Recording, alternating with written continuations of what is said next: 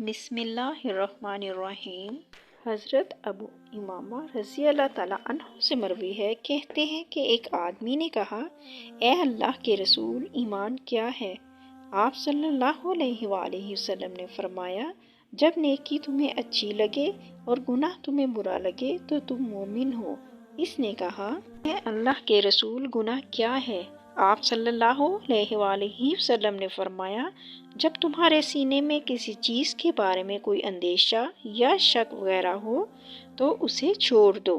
حضرت عبداللہ بن عباس رضی اللہ تعالیٰ عنہ سے مروی ہے کہ نبی صلی اللہ علیہ وآلہ وسلم نے فرمایا، اللہ تعالیٰ کو 3 بندے سب سے زیادہ ناپسند ہیں: حرم میں الحاد کرنے والا، اسلام میں جاہلیت کا طریقہ تلاش کرنے والا، اور ناحق کسی آدمی کا خون متلاشی تاکہ اس کا خون بہائے۔